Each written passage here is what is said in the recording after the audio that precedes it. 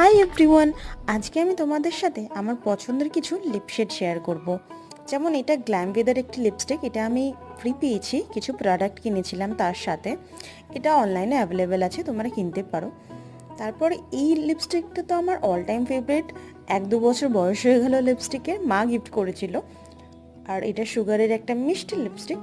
আমার না বেশিরভাগ লিপস্টিকই সুগারের, আর এগুলো সব অফলাইন কেনা, কিন্তু তোমরা চাইলে আমি নাইকার লিঙ্ক প্রোভাইড করতে পারি, ওখানে এগুলো অ্যাভেলেবেল আছে।